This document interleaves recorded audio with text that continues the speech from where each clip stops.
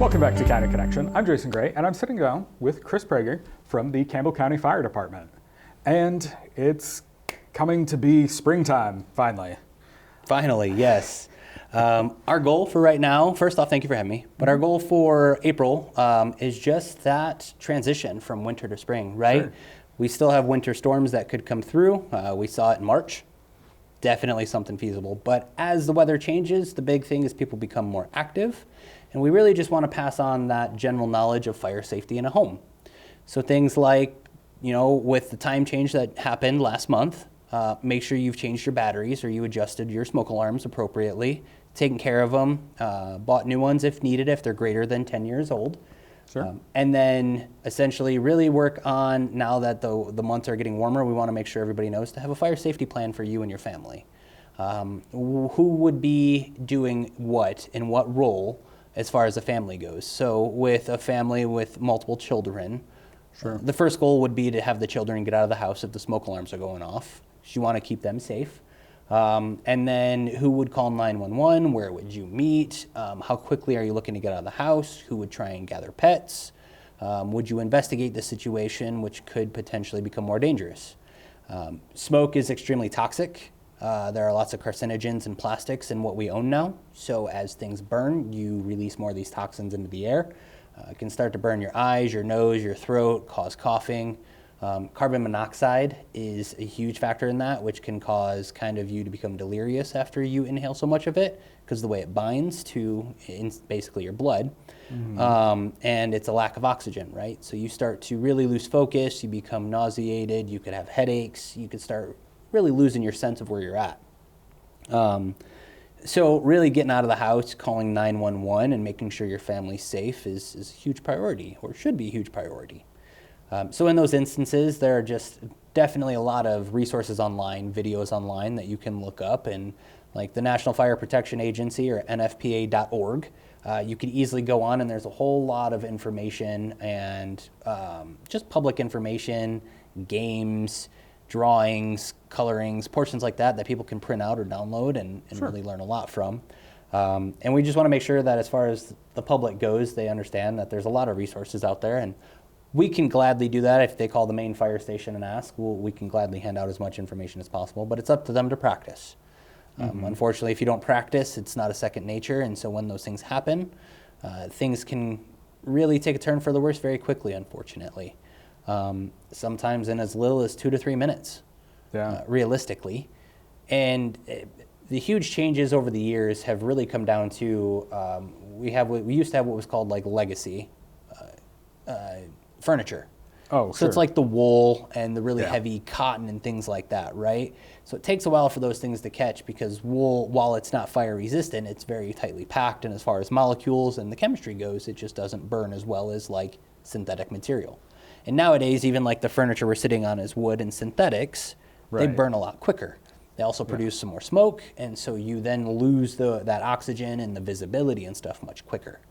So you could see a turn for the worse in the matter of 3 minutes. And if you think of it happening at like 2 or 3 in the morning when everybody's asleep and your smoke alarm doesn't go off until it's already been slowly smoldering or going for just a little bit, right? You're going to wake up to a haze. Then you're going to try and figure out where it is, which is what a lot of people do when they wake up in your house, is what's causing this problem, right? As an adult, most of us probably think that way. What's causing this problem, and what do I have to do to fix it? It's 3 in the morning and I have work in the morning. I don't want to deal with this right now. Can I just satisfy this until I can get home and take care of it later, right?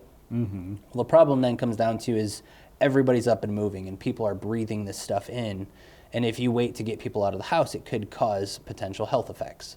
Sure. And you could, again, go into that carbon monoxide and potential damaging of people. So it's very, very important that people really devise a plan that will actually help and get them out in the time of need, and then really give people kind of a script, basically, on who to call, what to do, and where they should go, and things like that nature. So family meeting places and things like that are very important. The other thing we really wanted to talk about, kind of again, is we're getting into that springtime. It's getting warm. I personally have already grilled multiple times this year.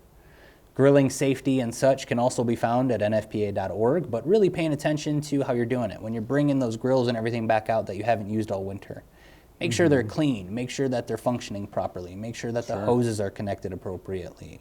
You know, you're not having any leaking components in propane grills. Your pellet grills and such like that. You have augers, and if you've left pellets inside of your auger, your hopper that's with your pellet grill, sometimes moisture can get in there and cause those to bloat, and they can actually seize up an auger, which then feeds them, which could then cause a mechanical failure, leading to a potential electrical failure, or could then force all of your pellets inside to start heating up, and then you have a fire going into the hopper with pellets. So then you've got not a fire that's not in your grill, but on the side of your grill, right? And then where are you putting your grill? Are you grilling right next to a wooden railing on your deck? Because if you have something like that happen, wood is flammable. Wood will burn. Then ultimately, or it's combustible, but ultimately, you could have a fire on your deck then. And if you stepped away from your grill and you're inside prepping the rest of your dinner, and it's not within sight, potential for a deck fire becomes big, because then you don't have access to that other exit, right? Right. So now you would have to go back outside one way or the other to try and potentially put out or call 911, which delays that response time, which then leads to a larger fire, more damage, and then you deal with insurance. So it's kind of a cascading effect, essentially. So a lot of those little things is, as people go through and we adjust from winter to spring, is just really the maintenance of what you're using outside, verifying not only that, but if you're going to start using your lawnmower, verifying those are taken care of, right? They've been sitting for the winter time, you haven't used them, make sure you're doing all your maintenance on these things, because if something starts to fail and you're in the middle of a lawn, the lawnmower starts to fail and you have a fire, gasoline, things like that, they're all what ifs. And it's may not be something you see very often, but it should be something that could be taken care of very easily and should be thought about. So it's just those general safeties that we really encourage people to look into and read the manufacturer specifications on appliances, on your lawn care devices, on grills and everything else, and see what kind of basically maintenance has to be maintained by the owner for those to be appropriate. And then as we transition from here and leading into the potential summer months, depending on how the summer goes, is when we'll really start giving information out about wildland and maintaining your lawn or your bushes, and kind of really give more information right there. So while I know it's just a whole lot of talking right now and there's a lot of information, we just really encourage people to do a lot of research into basic home safety, basic fire safety, and kind of maintain that safety throughout the year. But really start when you have the ability to get up and really start moving. Sure. So, and if there are any questions or concerns from anybody, they can definitely reach out to the main fire department. And I think anybody there will be happy to give them as much information as possible. All right. Was there anything else for this month then? Not that I can think of right now, no. All right. Well, thank you very much for coming today. Thank you so much for having me. Okay.